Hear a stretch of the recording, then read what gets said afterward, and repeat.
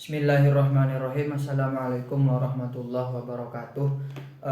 Baik, video ini saya buat hanya untuk memenuhi UAS ya, untuk ujian akhir semester fikih madzhab yang dibimbing langsung oleh Ibu Nuzuliyah. Di sini mengenai fikih madzhab itu adalah fikih yang membahas tentang perbedaan antar madhab seperti itu.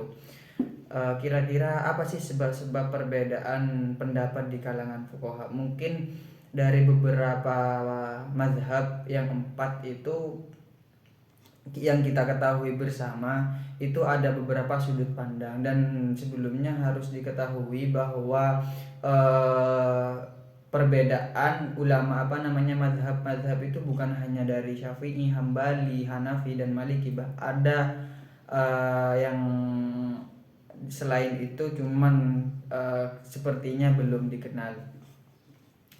Dan perbedaan mazhab itu bukan cuman antar mazhab saja, bahkan dalam satu mazhab itu juga ada perbedaan.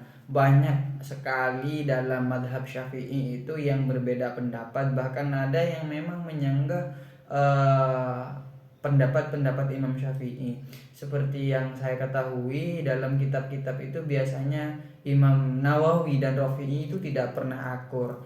Imam Ibnu Hajar dan Imam Ar-Romli itu tidak pernah akur dalam pendapat manapun. Beliau berdua, yang pertama yaitu Imam Nawawi Rafi'i yang dikenal Syaikhonih, dan Imam Ibnu Hajar dan Imam Ar-Romli itu tidak pernah akur dalam pendapat apapun. Lalu bagaimana kita menyikapi hal-hal seperti ini? Menurut saya memang ketika itu perbedaan itu terjadi dalam furu'iyah fikih itu, maka saya sih tidak apa-apa. Bahkan kan Rasulullah pernah bersabda, ikhtilaf ummati rahmatun, bahwa perbedaan umat-umat saya itu adalah ikhtilaf, dan di situ juga merupakan lampu hijau bahwa Islam itu tidak menonton di satu titik saja. Artinya kita itu beragama Islam diberikan pemilihan, diberikan istilahnya beragam warna. Nah, asalkan perbedaan itu masih terjadi dalam konteks furu'iyah, tidak terjadi dalam i'tiqad, maka bagi saya sendiri fikih madzhab adalah hal yang paling istimewa, istilahnya paling saya senangi seperti itu. Dan juga saya lihat dari sejarah, dalam sejarah Islam tidak ada perbedaan-perbedaan fikih itu yang sampai terjadi pertumbuhan darah. Tidak ada istilahnya perbedaan ulama, perbedaan tentang masalah ada perbedaan masalah pendapat tentang ini, tentang amaliyah, tentang sholat ataupun zakat ataupun munakahat, ibadat dan jinayat ataupun muamalat. Itu tidak ada perbedaan tersebut, tidak ada yang sampai terjadi pertumbuhan darah. Berarti di situ bahwa memang perbedaan-perbedaan ini hanya mindset saja. Mereka adu argumen, istilahnya adu dalil, adu kecerdasan, seperti itu. Menurut saya itu adalah sebuah keistimewaan yang terjadi dalam Islam. Nah, selanjutnya yaitu kira-kira apa sih yang bisa menyebabkan para ulama itu berbeda pendapat? Kok bisa? Apakah mungkin gini, secara rasio, jika dikenalkan kepada orang-orang awam, mungkin orang awam mikirnya ini kok malah pecah belah seperti ini. Kan kita itu sumbernya satu, ya pasti ngambilnya dari Al-Quran, ngambilnya dari hadis. Kok bisa berbeda?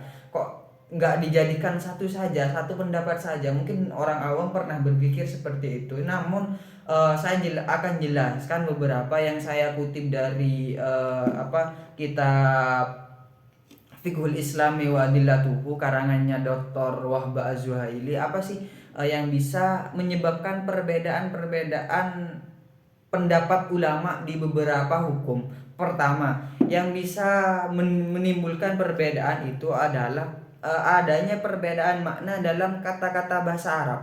Nah, keadaan ini ya memang terjadi ada kalanya karena lafaz itu mujmal. Mujmal itu maksudnya tidak detail. Satu kalimat bisa bermakna banyak, atau mujmal itu tidak detail. Oh, ini mustarok. Nah, mustarok itu mempunyai makna lebih, ini yang satu kalimat bermakna banyak. Mujmal itu tidak detail ya. Maaf, sorry, tidak detail. Atau mustarok. Mustarok itu satu kalimat mempunyai makna banyak. Seperti contoh dalam istilah fikih itu kan, dalam Quran itu kan ada guru, itu guru. Guru itu bermakna dua kan, itu mustarok. Pertamaan bermakna dalam maksud wanita waktu haid, yang kedua itu maknanya wanita waktu suci, seperti itu. Nah, itu yang menyebabkan adanya perbedaan ulama seperti itu. Nah, contoh satu lafadz yang mempunyai makna lebih dari satu itu adalah di sini juga dijelaskan lafadz al-guru ya. Terus yang kedua apa? Yang kedua itu adalah perbedaan periwayatan. Mungkin dari hadis ataupun dari, ini sumbernya berarti fokusnya ke hadis kalau sudah periwayatan. Mungkin dari periwayatan ada yang dari imam ini meriwayatkan, atau imam itu meriwayatkan, dan Imam Bukhari meriwayatkan, Imam Muslim juga meriwayatkan. Maka di situ ulama akan berbeda cara mengambil hukumnya, cara istilahnya memproduksi hukumnya. Di situ para ulama akan berbeda, sebab ketika pindah orang juga akan pindah mindset. Itu jelas. Ketika kita dihadapkan dengan satu masalah ini, antara teman-teman kita dan teman-teman kita itu tidak akan satu pemahaman, maka mereka akan mempunyai mindset pribadi seperti itu. Terus yang ketiga adalah perbedaan sumber. Nih, ada beberapa sumber yang memang diperselisihkan oleh ulama sejauh manakah ia dapat dijadikan sumber hukum, ya seperti itu kan. Contohnya adalah istihsan, masolih mursalah, qaul as-sahabi, terus istishab, istibah, al-darai, al-bara'ah, al-suliyah, atau ibahah dan sebaliknya. Nah, itu bisa juga mempengaruhi pada perbedaan pendapat ulama. Terus yang keempat adalah perbedaan kaidah usul. Kaidah contohnya ini seperti kaidah am yang dikhususkan, al-am al-maksus ya, tidak menjadi hujjah, itu mafhum tidak dapat menjadi hujjah. Itu ketika perbedaannya itu yang kita mengambil sebab-sebab yang nomor 4, perbedaan kaidah usul, atau penambahan kepada ketetapan nas Al-Qur'an apakah merupakan nasah atau tidak, dan sebagainya. Yang kelima yaitu ijtihad dengan qiyas. Ijtihad dengan qiyas ini merupakan sebab perbedaan yang paling banyak. Qiyas itu mempunyai asal. Qiyas itu mempunyai asal, terus syarat dan illah. Nah, illah yang mempunyai syarat dan cara-cara untuk menentukannya. Semua itu merupakan masalah-masalah yang diperselisihkan. Terus yang keenam adalah pertentangan dan tarjih antara dalil-dalil. Nah, ini yang merupakan bab yang sangat luas ya, dan menjadi medan perbedaan pandangan dan banyak menimbulkan dialog. Nah, di sini yaitu pertentangan dan tarjih di antara dalil-dalil. Nah, pembahasan dalam masalah ini tuh meliputi perbincangan masalah takwil, taklil, menetapkan ilat hukum, atau al-jam'u wa taufiq, yaitu menggabungkan dan menyatukan pendapat, nasakh, membatalkan atau menghapus ya dalam istilah usul, dan tidak adanya nasakh. Itu yang menjadi menjadi titik utama perbedaan pendapat di antara beberapa mazhab. Terus selanjutnya yaitu aturan menggunakan pendapat. Kita ketahui bersama, saya di awal sudah mengatakan bahwa mazhab itu bukan hanya terdiri dari 4 mazhab, yaitu yang tadi memang bukan hanya Hambali, bukan hanya Syafi'i, bukan hanya Maliki, dan bukan cuma Hanafi. Namun ada beberapa di sini dalam kitab ini disebutkan bahwa ada beberapa mazhab seperti Imam Al-Laits bin Sa'ad, Imam Al-Auza'i, Imam Ibnu Jarir At-Tabari, dan yang terakhir yaitu Imam Daud Al-Zahiri, Imam Ats-Tsauri, yang terakhir Imam Ats-Tsauri.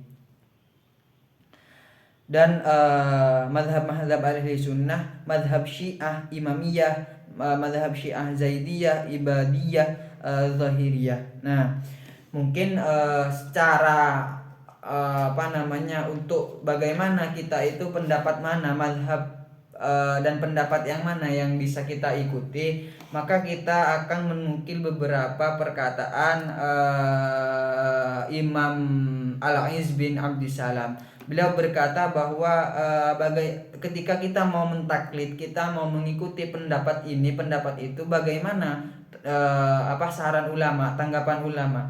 Imam Al-Izz bin Abdissalam juga berkata bahwa yang terpenting bagi orang yang bertaklid ya, yang mau pindah madhab, mau mengikuti madhab ini, apa yang terpenting dari beliau adalah mengetahui bahwa madhab yang dianutnya, yang kita ikuti itu betul-betul ada, dan ia juga harus mempunyai dugaan kuat bahwa madhab tersebut adalah sahih. Oleh sebab itu, apabila dia meyakini keberadaan suatu madhab, maka dia boleh bertaklid kepada madhab tersebut, meskipun tokoh madhab tersebut bukan termasuk salah satu dari 4 imam madhab fikih yang terkenal. Yang perlu kita garis bawahi adalah madhab tersebut betul-betul sahih meskipun tidak berasal dari 4 madhab, yaitu Hambali, Hanafi, Maliki, Syafi'i. Yang penting itu betul-betul ada dan betul-betul sahih. Beda lagi jika nanti pendapat tersebut syadz, misalnya yang sekarang yang sering terjadi itu adalah pendapatnya Imam Daud Al-Zahiri seperti itu. Terus yang selanjutnya, apakah ada tuntutan nih? Nah, untuk mengikuti suatu mazhab tertentu ya. Nah, mungkin saya rasa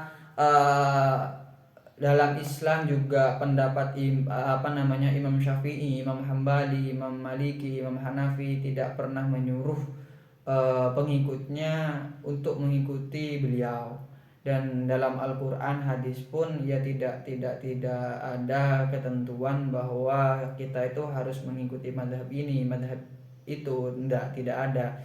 Cuman beberapa ulama usul fikih berpendapat bahwa mengikuti salah satu imam madhab secara disiplin itu dalam semua permasalahan adalah suatu kewajiban.